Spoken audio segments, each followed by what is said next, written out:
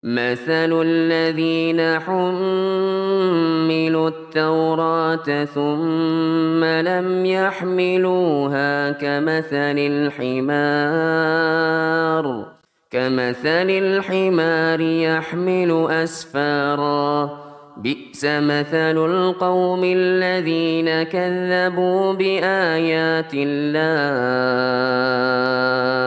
والله لا يهدي القوم الظالمين.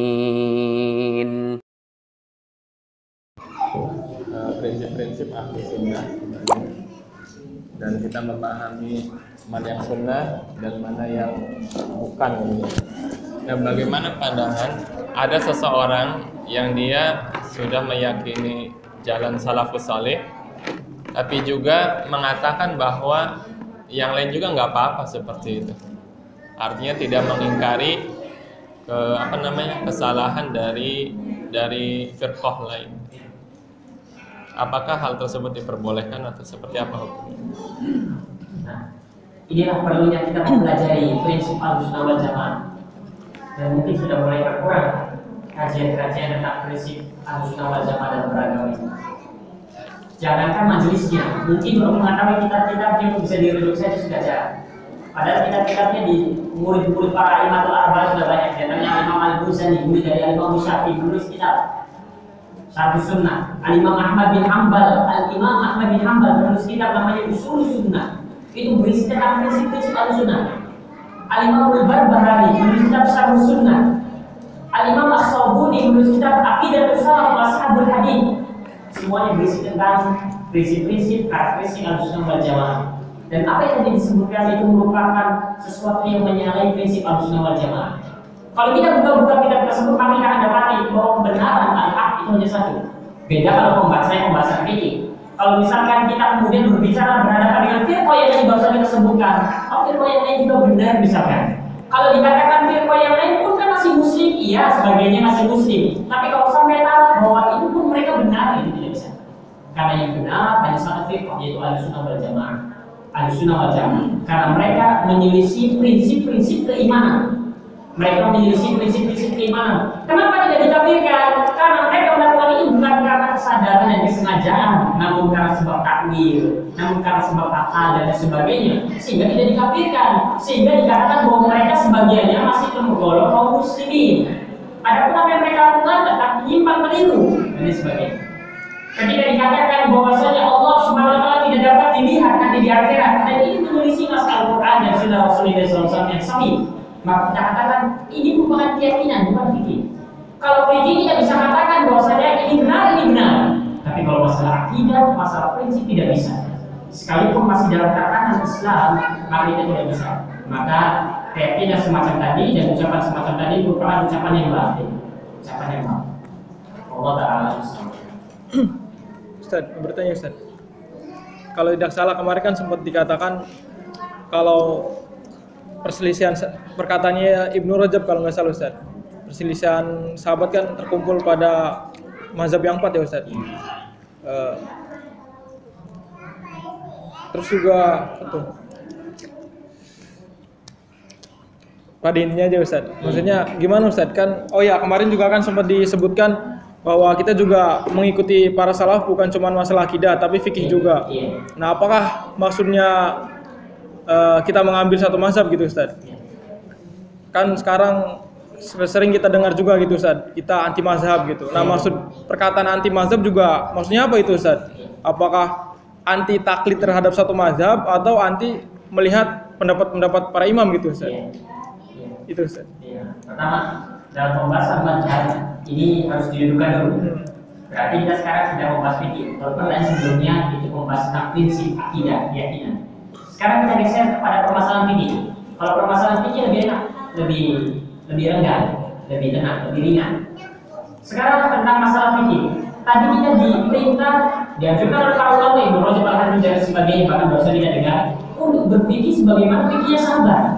Bagaimana fikihnya sahabat itu? Jawabannya yang namanya fikih itu, kalau kita melihat kepada perkembangan sejarah fikihnya itu, maka nanti secara ringkas bahwasanya fikihnya sahabat itu sudah terwakili pada 4 mazhab ini. Jadi kalau kita ingin melihat bagaimana fikihnya lihatlah fikihnya empat mazhab ini. Karena Al-Imam Syafi'i, Al-Imam Malik, Al-Imam Abu Hanifah, Al-Imam Ahmad tidaklah kemudian menyebutkan sebuah hukum kecuali akan diikuti sahabat di dalamnya. Ada contoh dalam mazhab Syafi'i ketika seorang makmum itu beriktidal, seorang imam mengucapkan sami Allahu liman hamidah, biasanya kita mengucapkan Rabbana walakal hamd, dan begitulah teks hadisnya. Karena Rasulullah SAW mengatakan, "Idza qala al-imamu sami Allahu liman hamidah, faqulu Rabbana walakal hamd." Begitu teks hadisnya di sebuah hadis yang sahih. Kalau imam bangkit mengucapkan sami Allahu liman hamidah, maka makmum mengucapkan Rabbana walakal hamdu. Sekarang muncul pertanyaan, kalau misalkan makmum mengucapkan sami Allahu liman hamidah lagi bagaimana? Sebagai ulama mengatakan dia tidak bisa namanya menjadi hadis. Hadis mengatakan mengucapkan Rabbana walakal hamd, kenapa kau mengucapkan sami Allahu liman hamidah?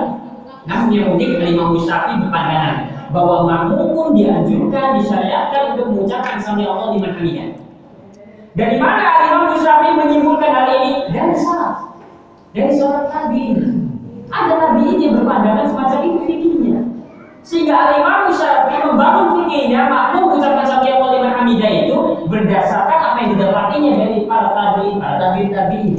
Ini disebut dengan fikih sahabat, ini disebut dengan fikihnya para sahabat. Sehingga bagaimana cara berfikirnya mereka? Kalau ingin mudah, lihatlah empat mazhab itu berpandangan dalam masalah fikih.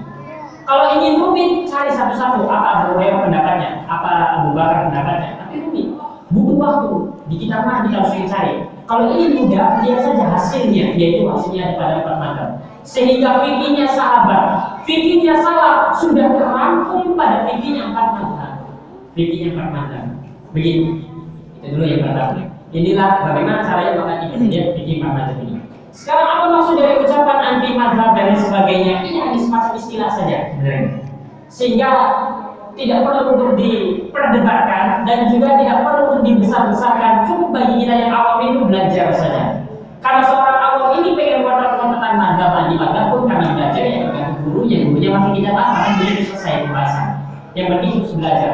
Apa maksud dari ucapan anti mazhab? Yang maksud dengan ucapan anti mazhab adalah anti fanatik dalam sebuah mazhab. Apa maksudnya? Kalau misalkan memang nyatanya ada sebuah pendapat mazhab yang bertentangan dengan dalil Al-Quran atau Sunnah Rasulullah SAW yang jelas pertentangannya, maka seorang tidak boleh kemudian dia tetap berpegang pada pendapat mazhab. Ini yang disebut dengan anti mazhab. Bukan maknanya tidak bermazhab itu bagaimana, bukan. Karena banyak definisi istilah-istilah yang harus didudukkan di awal. Ini makna yang diinginkan oleh kawan-kawan yang mengungkapkan anti mazhab. Kemudian apa maksud dari kawan-kawan yang mengucapkan kita harus bermazhab? Apa maksudnya? Maksud dari ucapan ini maknanya bukan mengikuti pendapat, bukan mengikuti pendapat, bukan. Tapi kita menggunakan metodologi sang imam. Misalkan saya bermazhab Syafi'i, ini maksud dari orang-orang yang mengatakan kita wajib bermazhab.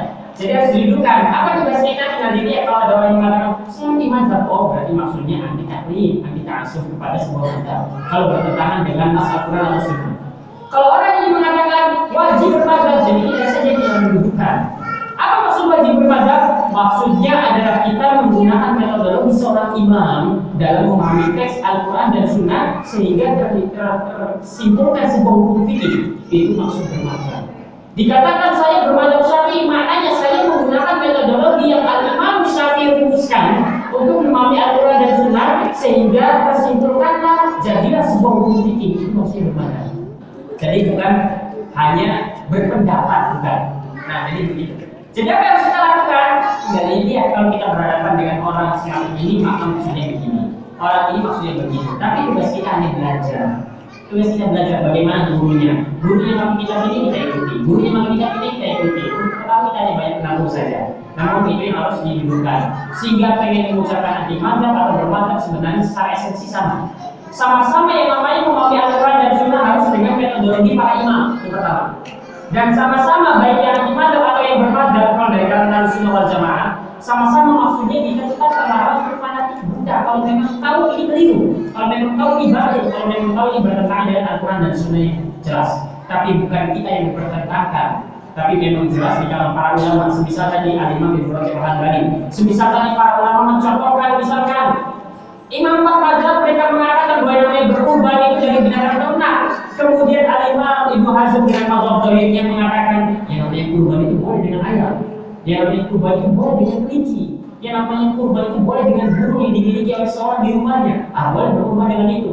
Nah, kita katakan ini keliru, ini salah, ini batil. Bukan kita yang menyalahkan, tapi para ulama yang mengatakannya karena ini menyelisih pendapat mazhab. Jadi begitu. Kalau ada sesuatu yang bertentangan kelihatannya antara nas Al-Quran dan Sunnah dengan pendapat tertentu, maka bukan kita yang menghukuminya, namun lihat bagaimana para imam yang lain menghukuminya. Wallahu ta'ala a'lam bishawab. Itu ringkasnya. Jadi kita ini bermasalah atau di mazhab ini belajar.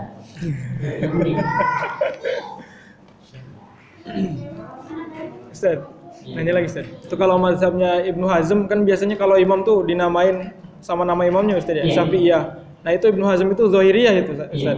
Nah itu Zahiriyah itu apa karena emang metodologinya dia sering menyimpulkan dari zahir teks apa gimana Ustaz? Iya, karena mazhab Zahiriyah ini didirikan oleh Imam Abu Dawud Al-Zahiri seperti Mas. Oh iya. Kemudian dia akan meneruskan mazhabnya Salah. Jadi Salah bertanya. itu ada imamnya Abu Dawud Al-Zahiri. Namanya begitu.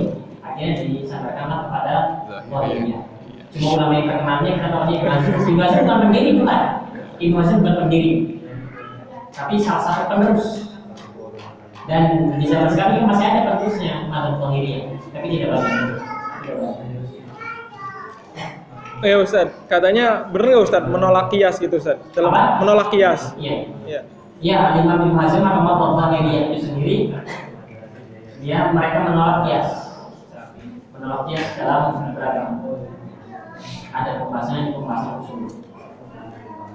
Sehingga mereka berdalil dari teks Al-Quran dan hadis saja. Itu pun zahirnya tidak mau memakai kias. Dari sisi hadis juga sama ketat juga ya Ustaz. Sempat saya dengar itu katanya terlalu ketat juga menilai hadis sahih gitu Ustaz. Kalau itu lain lagi pembahasan tinggi, kita geser lagi nanti ke pembahasan hadis.